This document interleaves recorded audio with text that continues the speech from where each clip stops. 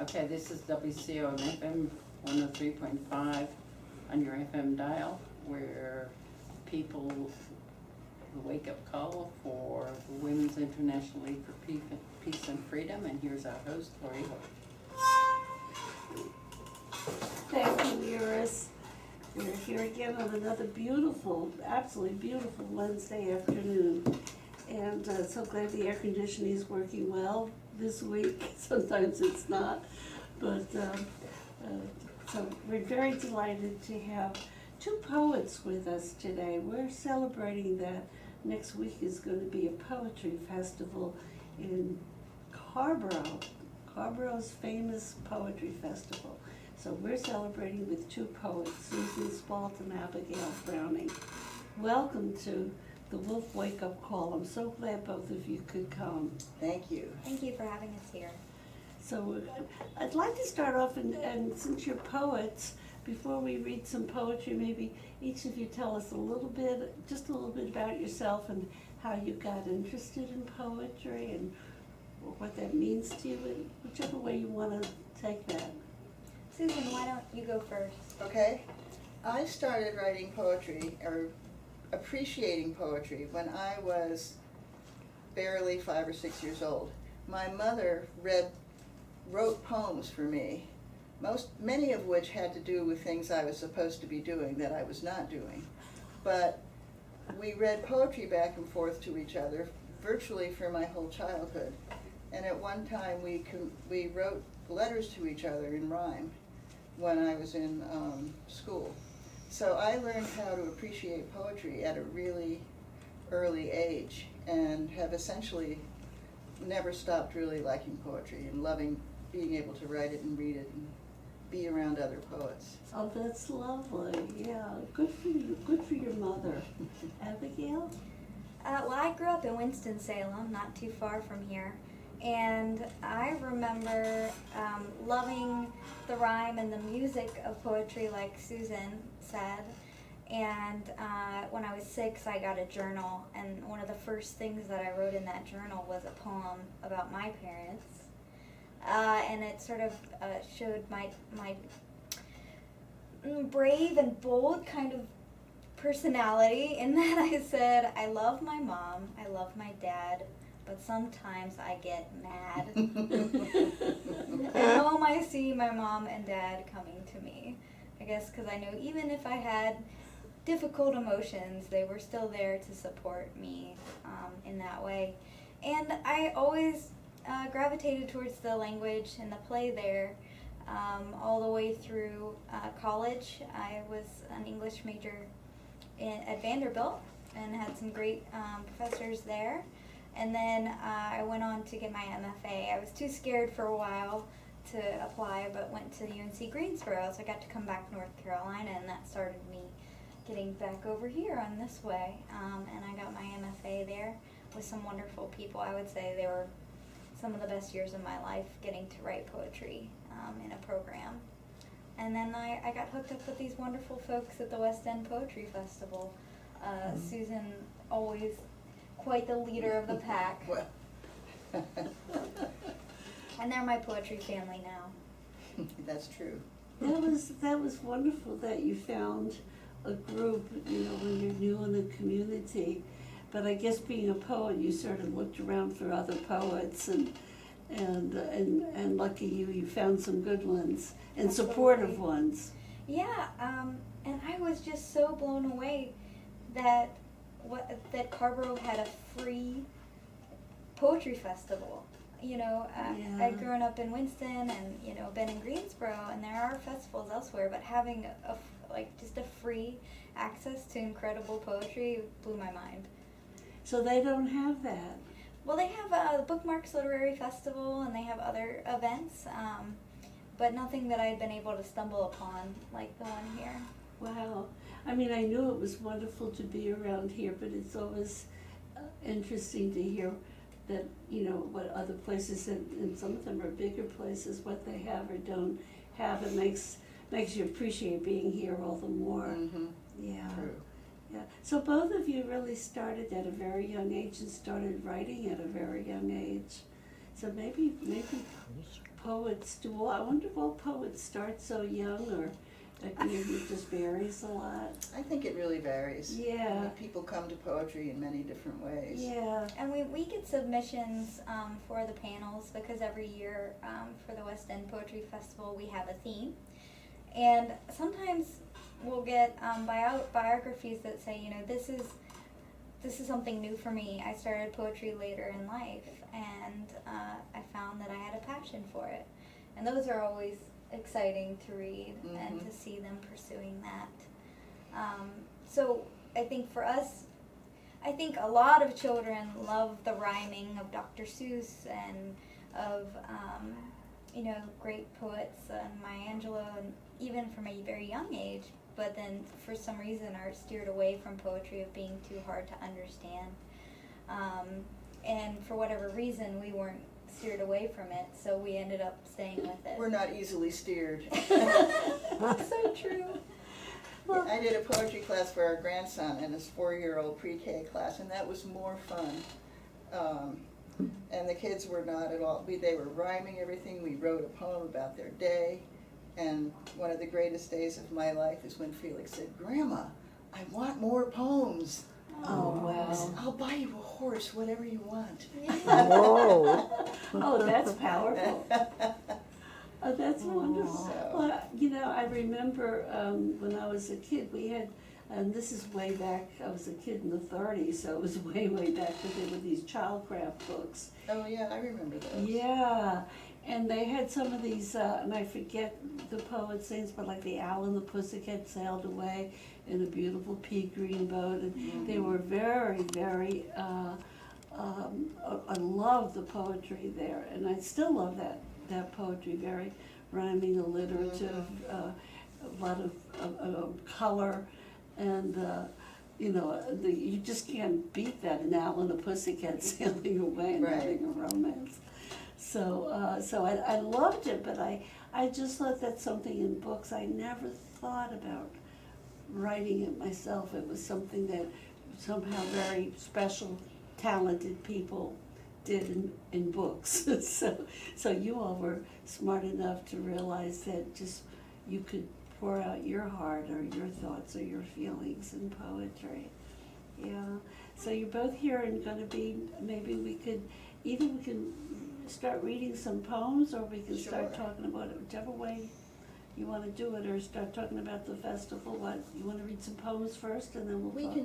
We can read some poems from some of the featured poets who are gonna be at the festival. Okay.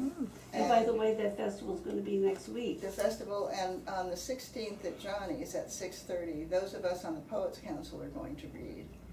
And that's where it was last year, Jen? Yes, right, Johnny's Gone Fishing, and then the curated series will be at the back room at Cat's Cradle, Cat's just Cradle, across the way here. right down. I will be emceeing that, so you'll get to hear my voice some more. And that will be about 20 or so poets who they submit their poetry. Every year we have a call for poets based on a theme. This year's theme is called Work and Reconciliation. It's called Work and? Reconciliation. And Reconciliation. And the thought is, how does art work? How does art do work? In the same way that a radio station and music, how do those things work to change people's lives or ideas or shape the way that we interact with each other? So in the Cat's Cradle, what day is that gonna be? That's Thursday, That's Thursday? At 6:30. 6:30. At 6:30. So we have very quick transitions, 5 minutes per poet essentially. So you get this wonderful array of voices very quickly and get to learn all these different styles. And Wow. if we have time afterwards, we might open it up to the rest of the community. So Uh-huh. bring your poetry. And then Friday, we're at Flyleaf And again, at 6:30? at 6:30, and we have several wonderful poets, one of whom is Eduardo Corral, who is a professor at NC State. And I'll read one of his poems that I particularly like. He is the son of immigrants and writes a lot about that experience. This is called In Colorado, My Father Scoured and Stacked Dishes. In a Tex-Mex restaurant, his co-workers, unable to utter his name, renamed him Jalapeno. If I ask for a goldfish, he spits a glob of phlegm into a jar of water. The silver letters on his black belt spell sangron. Once, borracho, at dinner, he said, Jesus wasn't a snowman. Arriba, Durango, arriba, Orizaba. Packed into a car trunk, he was smuggled into the States. Frijolero, greaser. In Tucson, he branded cattle, slept in a stable. The horse blankets oddly fragrant. Wood smoke, lilac. He's an illegal. I'm an illegal American. Once, in a grove of saguaro, at dusk, I slept next to him.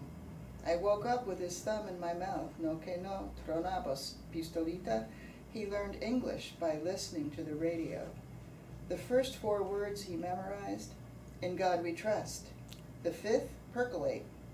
Again and again I borrow his clothes. He calls me Scarecrow. In Oregon he picked apples, Rayburn, Jonagold, Cameo.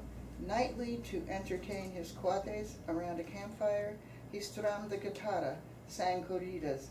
Arriba, Durango, arriba, Orizaba. Packed into a car trunk, he was smuggled into the States. Greaser, beaner. Once borracho, at breakfast, borracho is drunk. He said the heart can only be broken once, like a window. No mames. His favorite belt buckle? An aguila perched on a nopal. If he laughs out loud, his hands tremble. Bugs Bunny wants to deport him. Cesar Chavez wants to deport him. When I walk through the desert, I wear his shirt. The gaze of the moon stitches the buttons of his shirt to my skin. The snake hisses. The snake is torn. Wow. So he's going to be reading Friday night at Flyleaf. Wow. We're really looking forward to that. Wow. That's wonderful. So, so that's gonna be the 3 nights, and is it gonna be Saturday also? Saturday, it starts at 1 and Fred Joyner, the new poet laureate, is going to read. And we have a poetry workshop led by Jonathan Farmer, who's done a lot of work in this area. And our featured reader that day is Allison Rollins, and Abigail has a poem by her. So this is gonna be, is it always this big? It's It four, is now. 4 days. It is now. Yeah. Once you expand a festival, you can't squeeze it back into the tube. No, but that's wonderful.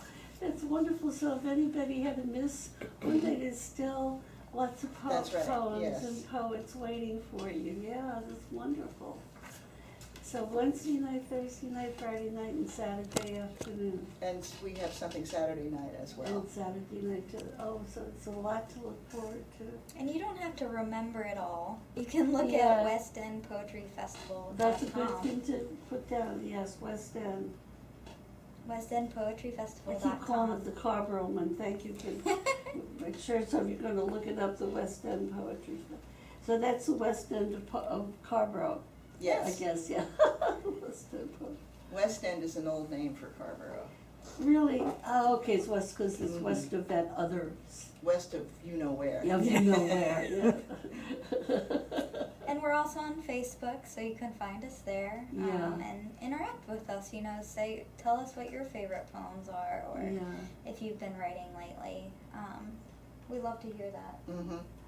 So you were going to read a poem from Yeah. who was it now? This is Allison C. Rollins, and we're just so excited to have her. Susan picked out a poem called 5 and a Possible, which I think you should read at some point. Okay. I thought you were going to. I can read it. I would love it if you would read it, because I think it's awesome, and you found it, so. 5 and a possible. Spades is a way of life for black folks. My mother went into labor in the middle of a game. I was born as 5 and a possible. She said she'd felt no greater pain than that loss than when she turned away shamefaced in the midst of kin when certain bragging rights began to crown. They pulled my body from her diamond, held me up to meet her gaze, to study the odds of what a luckless God had given. An overbid could get you shot at Grandma's house, could have you question the number of hearts you had in your hand. Everyone knew that my mother was the scorekeeper. She counted the books twice every round. There had been 3 before me, babies my mother got but did not get. My mother taught me to watch a man's eyes when he deals, to cut the deck, like his cord of wishful thinking. She'd warn in silence, don't talk across the table, then demonstrate over dinner with my father. As the air held the weight of things unsaid, after the divorce and Grandma's funeral, all the words in my mother for tired were tired, her hands folded in scorn like cards. So she's going to be here on Saturday. Wow, so we're gonna be in for some powerful poetry, yeah. Great storytelling, right? Yeah. Fiction and nonfiction are not the only places for wonderful stories and important stories of people's lives. And I'm excited to learn more about these experiences. Of course, the poet, creates a persona often for a poem, so we can't expect that everything they say is exact to life. But they're a good starting point for a conversation about experience. Well, and these are from the imagination, so some, it's just like when you're reading a novel, some of them, with some novelists have a lot of sort of autobiographical happenings in it, but some of them don't at all, and so you can't really say for sure. And that's what the imagination does. You start picturing this person's life or this person's world. And so you've been reading some of other people's poetry. Do you want to read some, each of you, of your own? Sure. Why don't you start, Abigail? Yeah. I would love to. I brought a couple of poems that were published in a literary journal called Rhino a while ago, and if anyone wants to try to publish, it can be stressful. What I did was say, I'm going to try to get rejected 100 times, because at least that was something I could do. And I knew that the rate of acceptance might be 5%, but if I had diligently gone through 100, practices, hopefully at least I would hit that mark, and it tended to work out. So psychologically, that's such a good thing to do. It's just saying, I'm just throwing it out there, and it's a goal you can monitor. Oh, great! It never feels good to get a rejection, but at least afterwards you can say, oh, strike that one, add it to the list. I'm on 64. They're paying attention. They're sending me a rejection. Somebody read it. I know, and that's part of the practice of knowing that you just have to keep going. So this is one that was not rejected.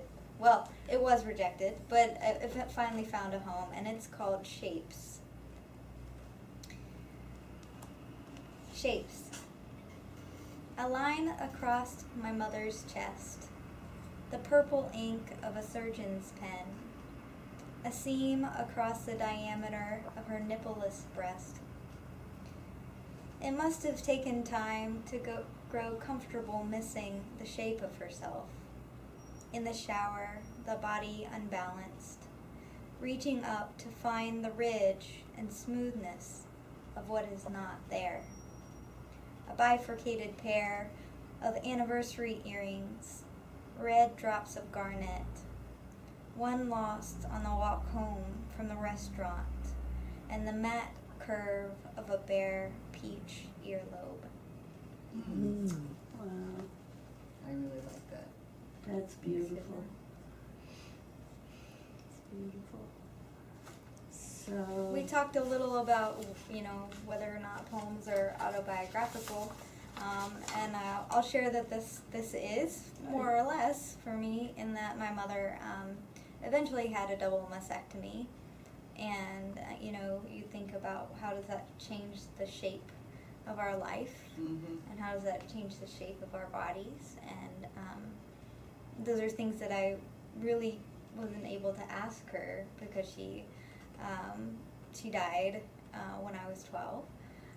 But it's something that I think of, and I think that poetry lets me move through in a way that doesn't always come in conversation. Yeah. No, I could feel when you were reading it and just the body details, and how a young person would look at their mother and really be struck by that and really ponder that, So, Susan, and I have a book of yours you gave me last time. Oh, Longer If It's Longer It's Raining. Raining, right.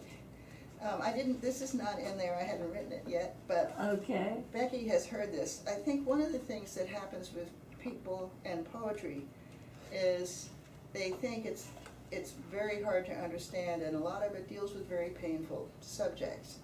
So I decided to bring one that's humorous, that dealt with a book club meeting. Becky is in our book club. Meeting of the book club to discuss Life After Life by Kate Atkinson. We discussed how difficult it was to keep track of events and characters who lived more than once during World War II. Over good red wine, we discussed not what would you have changed, but when would you have lived, if not now. Maggie said she wished she had been old enough to go to Woodstock. Pat said, I went to Woodstock, and it was amazing. I heard Joan Baez, shared granola with everyone, slept on the ground, everyone lit lighters for peace. And Pat's mother, who is also in the book club, said, that concert you went to was Woodstock? That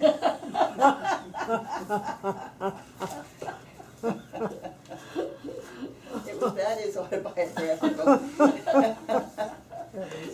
That's so funny because It was very funny. as a mother, sometimes as your kids have grown up and there's some family conversation, all of a sudden something similar comes out that you had no idea. Right. And you and you're just so taken aback, Oh, that's hilarious. Oh, I can really relate to that. So poems can be very serious, they can be very painful, they can be humorous, they can be fantasy, like the Owl and the Pussycat riding away in a pea green boat. And they can be so many different ways of expression, and some are short, some are long. I remember when there was a long one read at the last one by the state poet. Jackie Shelton Green. Jackie Shelton Green. I was thinking of this. I couldn't get the Jackie out. It was about her daughters. Her daughter, I Want to Undie You. Yes. Yeah, Undying. Yeah, and it was very long, and I guess I wasn't prepared for that, but it was very moving. It's very moving.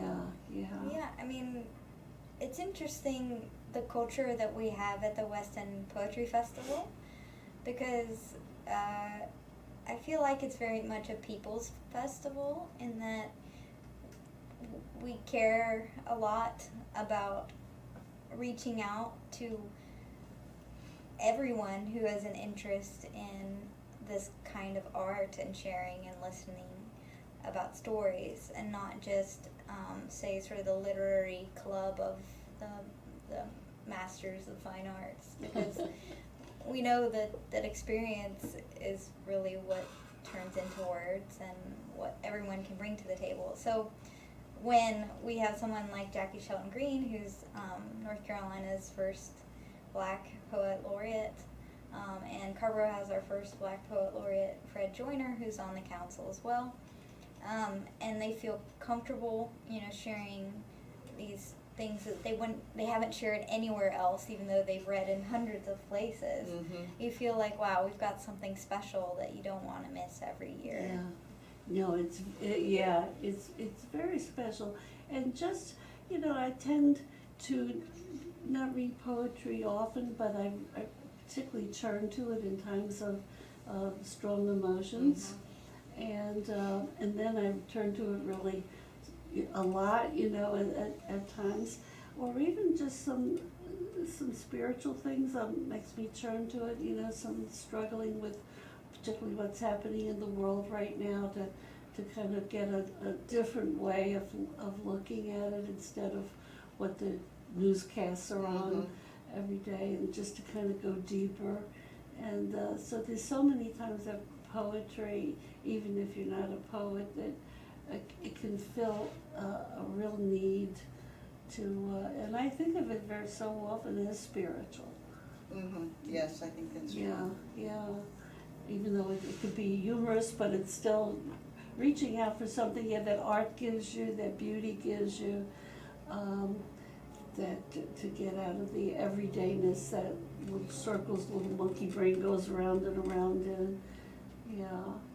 So we're going to take a station break right now, and you can be looking at your poems and see what poem you want to read next. And you need a microphone. Good for This you. is WCOMLP, Chapel Hill and Carver, 103.5 on your FM dial. You can live stream us at WCOM.org.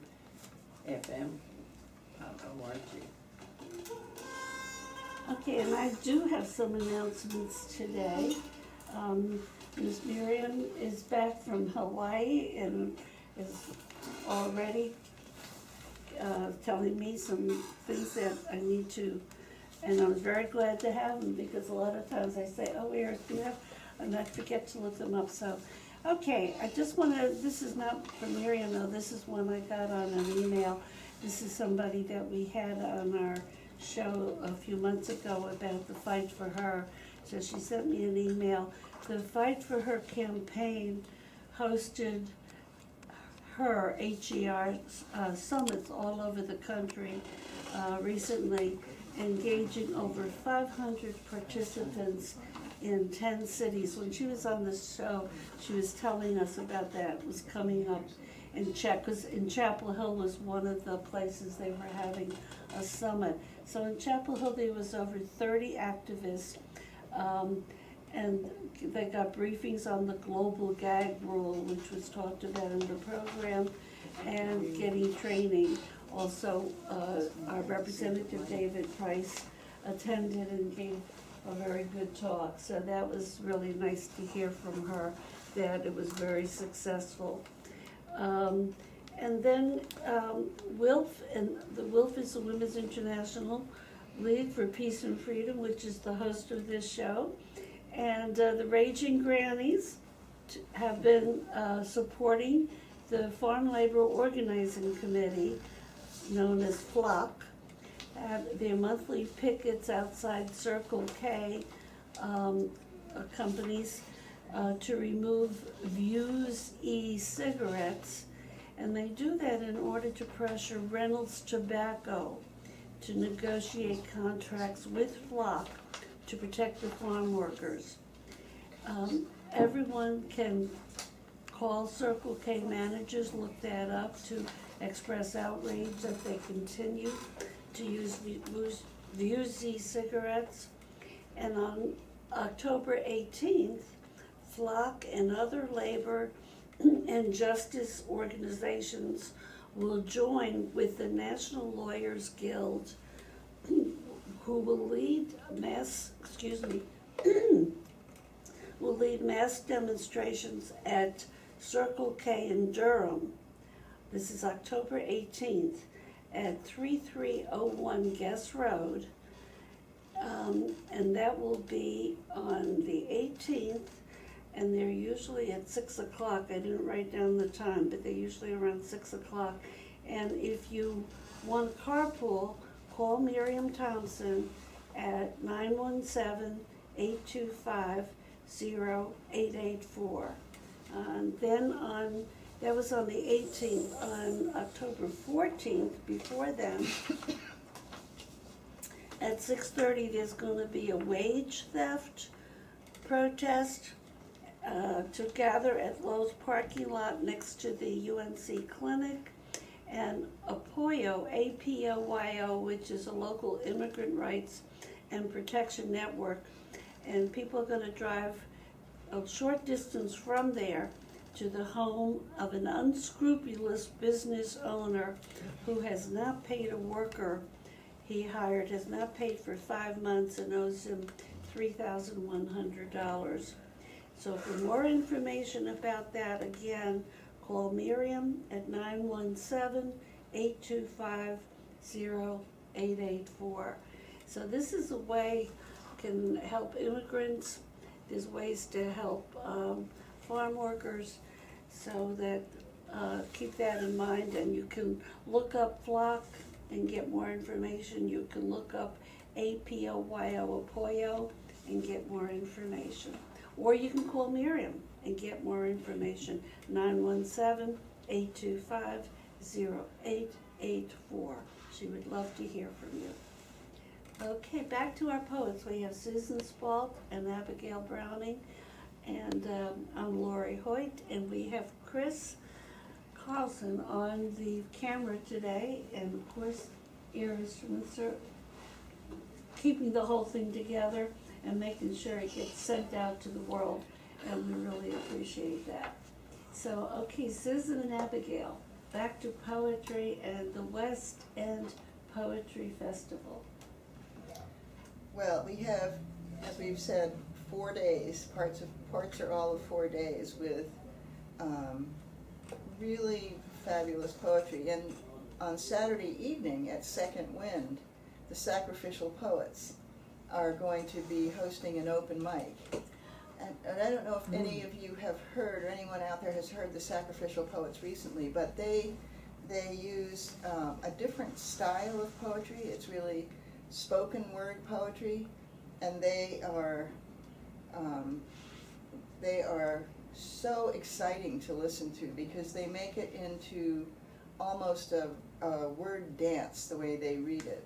And C.J. Suit has been one of the star organizers of the Sacrificial Poets for years, which is very nice. I've known CJ since he was a little boy, Oh, I so it's haven't very known that exciting. long, but Very exciting to see what he's done with the spoken word poetry.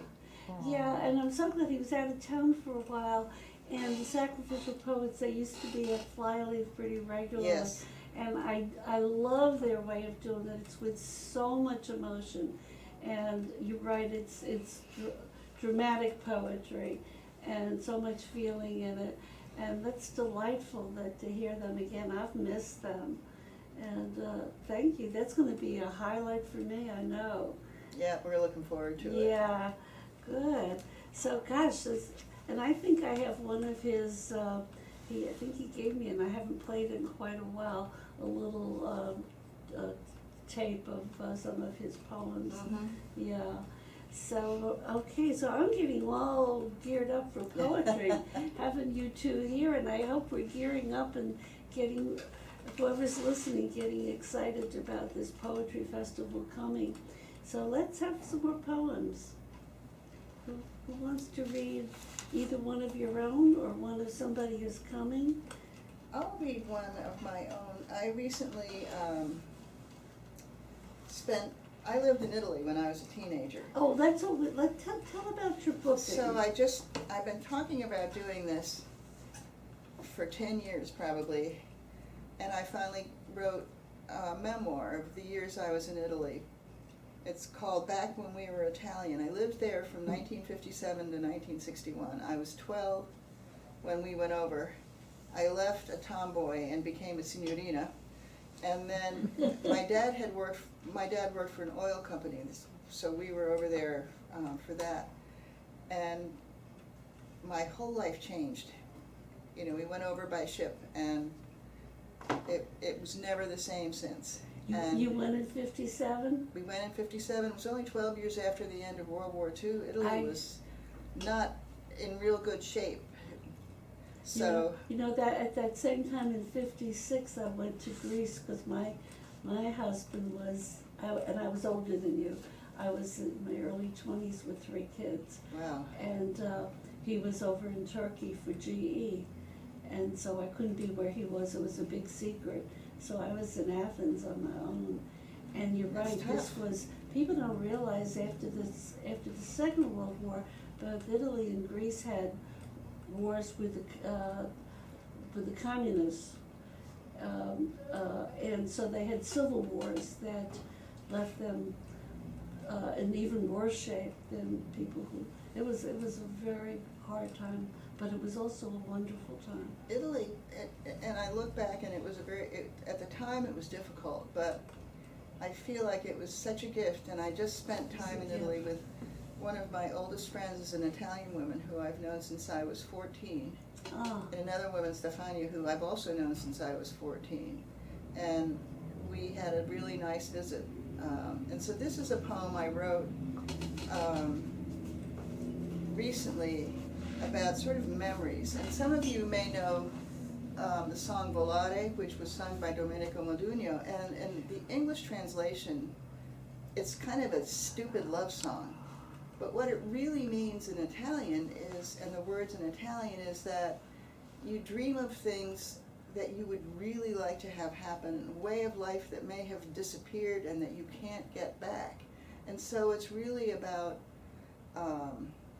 not so much unfulfilled dreams as dreams that really can't come again. So this is called, I hear Modugno's Volare on the radio one night, and mi dipingeva le mani e le facce di blu. I was painting my hands and my face in blue, all in blue, and the wind captures me and I am flying, singing all in blue, happy and flying so high above a world I don't have to answer the phone or email, flying in an empty sky above bitter grandmothers and crying babies, above a changed world no one knows what is lost, but I keep flying, singing, until I am young again, sitting in Piazza Navona, eating gelato with my sister, longing for home until I go home, and then Modugno sings, and I fly higher and higher until dawn fills my dream, and it disappears with the fading moon. oh, that's beautiful. The first thing I did when we went back to Rome was go to Tre Scalini and have a gelato there. So what part of Italy you were in around Rome? I went to school in Rome, but my family lived in Livorno, and then we were also in Genoa. Livorno's near Pisa. It's on the coast. It's the port city for Pisa. Oh, what a wonderful experience. How did that affect your love of language, Susan? You know, Italian was very easy. I never had a problem learning languages. My parents were afraid that I would, but I didn't. And I think Even with all the tourists, it's still that basic the Italian. basic Italian love of life. That love of life, yeah. And I know I went back to Greece about 8 years ago, and I was kind of shocked with all the tourists and things, but you're right, that love of life and that generosity of spirit was still there. It's just wonderful. And I'm glad you read some poems about it. That's inspiring me. I should go home and You try it. should. You should. Yeah, that's what We'll poems. have you next year at the festival. I'll certainly think about that.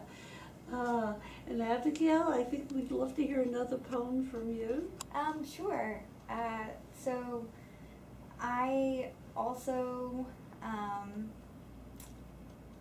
the other thing that I do, I have a PhD in communication, rhetoric and digital media studies, but for many years I taught and still teach swing dancing.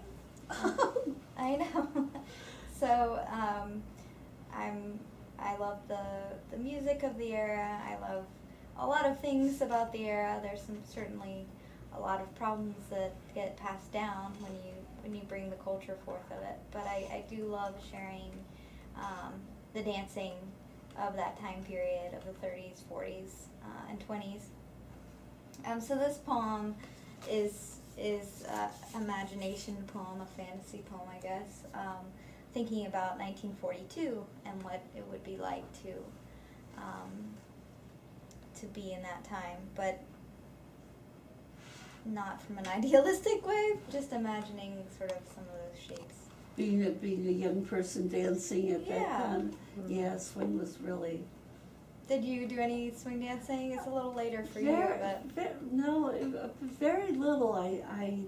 I married very young, and he didn't like dancing, and I had just started being gone to, just was, so yeah, I cut it off too quickly. I was just getting but when the 60s and 70s came out, where you didn't have to do it with a partner, where you got up, and that part I loved. I was a great enjoyment of going to the old station restaurant. They'd put the tables away Friday nights and have rock music, so I had a late blooming, but it wasn't swing. But I loved it. I loved it. That's so interesting, how people, get into and out of dancing. Yeah. My grandmother helped raise me for a lot of the time, so swing music was something that we could agree on in the car when we were listening to things.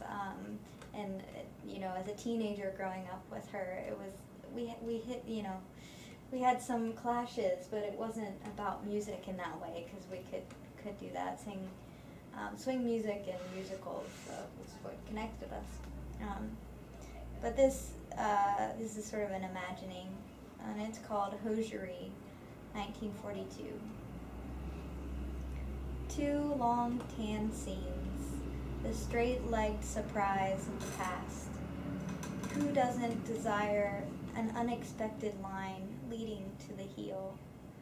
An arrow to our hardest point, the skin of 1,000 touchings to earth, to 1,000,000 blades of grass, the one splinter from the summer dock, where you watched her dive, bare-legged, into a cold river. Wow, what beautiful images. Yeah. Yes. Beautiful. So this is all going to be, anybody who's listening, please mark your calendar for next Wednesday, which is what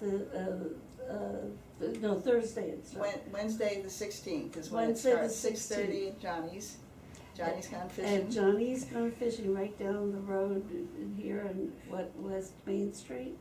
And then Thursday night, it's Yeah. going to be here at the back room of Cat's Cradle. back room. So to get to the back room, do you go in the front door or you go around the back? So I've always gone around the I back. think you Yeah, have I to go around the back. I Yeah. assume that's the way to go. yeah, What's the Carteret Town Council, who helps us with this, they tend to put out a sign that says "Slow down for poetry" when we get into the season, and that's one of our favorite things to see on the street. Yes. oh, that's wonderful. And I'll get texts from different people around town that say, "I saw the sign. It's Oh. up. Slow down for poetry." If only we would all do that a little bit more. Yes. We might be a little happier. I think That's you're true. absolutely right. So Wednesday night at Johnny's Gone Fishing, Thursday night right here at the back room of Cat's Cradle. Each of these nights it starts at 6:30, but 6:30, if you right. can't be there right on time, poetry is very understanding. You can Absolutely. come in after work or after dinner, but it's going to start at 6:30, and then Friday night it's going to be at Flyleaf. Flyleaf, Mhm. and then Saturday it's going to be At the Century Center, and it will start at 1, and there'll be events until 6. We also have some publishers coming, and they're gonna be talking about publishing and reading some selections from some of the books that they've published, so we're really looking forward to that. Yeah, over the years we've had a lot of, there are quite a few literary publishers in North Carolina. It's wonderful to have them. We've had Unicorn Press, we've had Bull City Press, we've had Backbone Press, we've had Richard's Jaguar Press, Yeah, and Jaguar Press, yeah. Black Heron Clan, and they all bring different ideas, and they can also help people who are interested in publishing understand what the process is and what they're looking for. And otherwise you may not get the chance to talk to these people, but they have a great knowledge base to help anyone who's interested in learning about the whole poetry writing process. So all of you aspiring poets, this is a good time to find out, how this all works, the nuts and bolts of actually what they're looking for, how to get published with, and meeting these people who do the publishing and see that they're human beings too, and so they're going to be reading some poems from some of the books that they've published.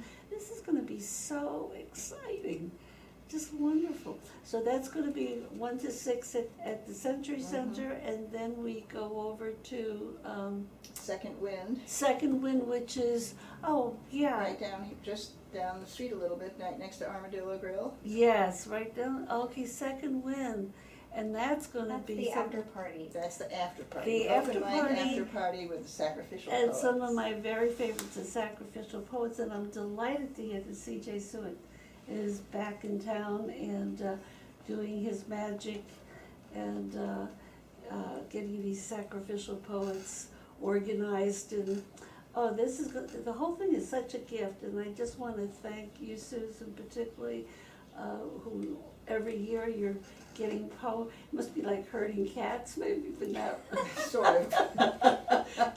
getting these poets and again bolstering them, because I'm sure a lot of poets feel a little shy or not quite sure. You know, a lot of times creative people feel it's never quite good enough. Well, we've really grown, you know, our program since I've come in. We've been able to build a website and start more systematically, you know, taking in applications from a broader range of people.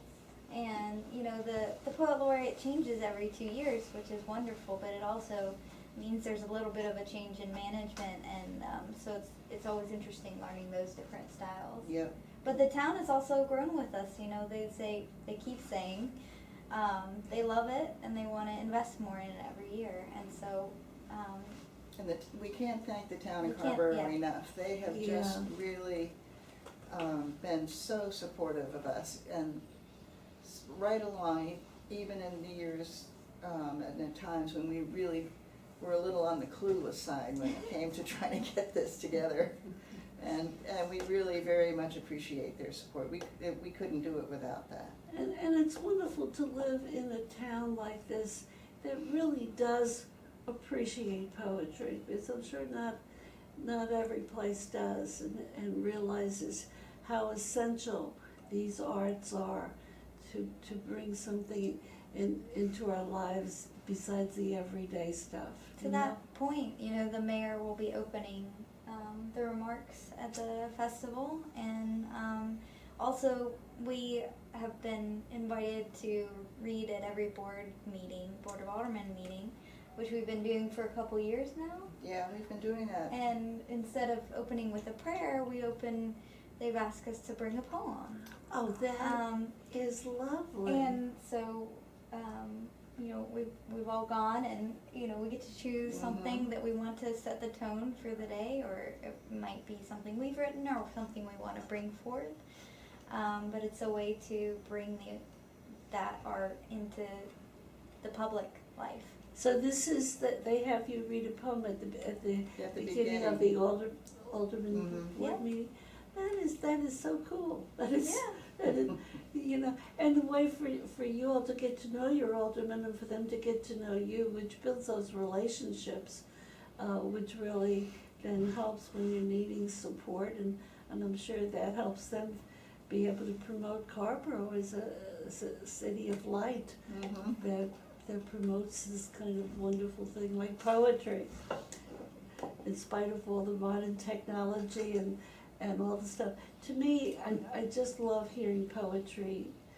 It's hard for me just to read it. I read it, but sometimes to really feel it, I have to read it out loud to myself if I'm home, and to hear poets reading it, that's what gives it life to me. Yeah.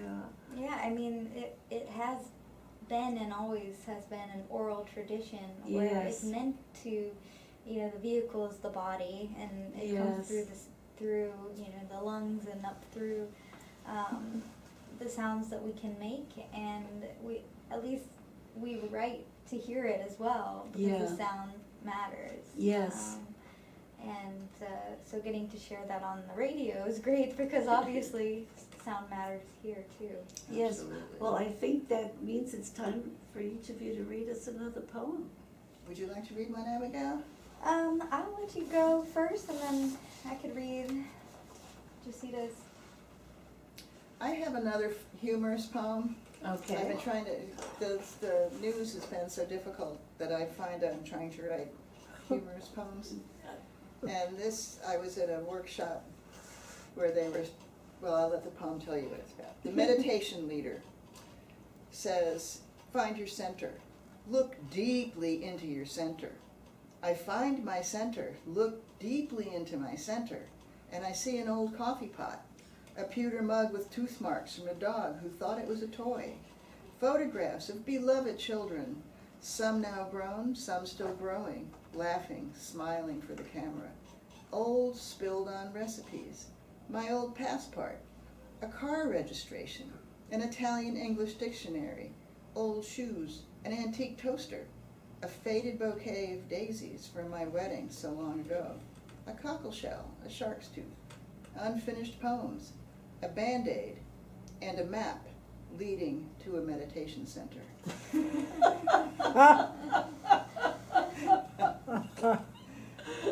I love it. The old coffee pot just really set the tone.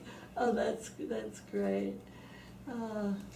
So Abigail. I'll read a poem that Susan brought in of one of our readers this weekend coming up. So Jacinta White, is that what's her last name? Yeah, yes, it's a way. Jacinta White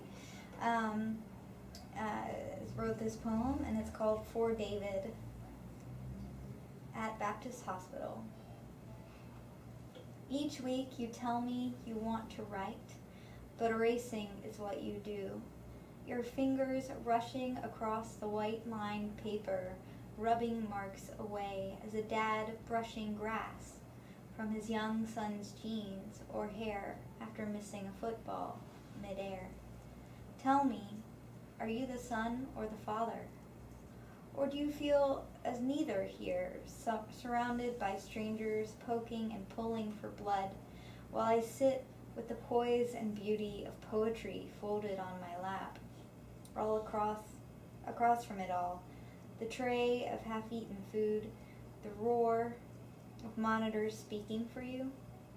I see you wanting to write, though erasing is more of what you do.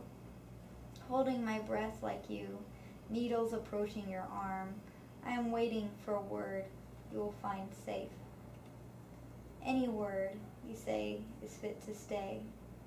But if you must brush it away, let it be one I can catch for you, midair. I really like that poem. I do too. Thank you, Abigail. Our time is just about up. We've been talking to Susan Spalt and Abigail Browning, two poets who are going to be with the West End Poetry Festival starting next Wednesday through Saturday. And you can, if you forget, we've been talking about all the different locations, but you can go online to the West End Poetry Festival and check it out for yourself. And thank you so much for coming. This has been the WILF Wake Up Call, and I'm Lori Hoyt, and Chris Carlson has been videoing this. It's going to be on the People's Channel next week, and Iris Schwinzer is the one who's kept the whole thing going, and will be sure that it gets out on the People's Channel and on YouTube. Thank you. Thank you. Thank you.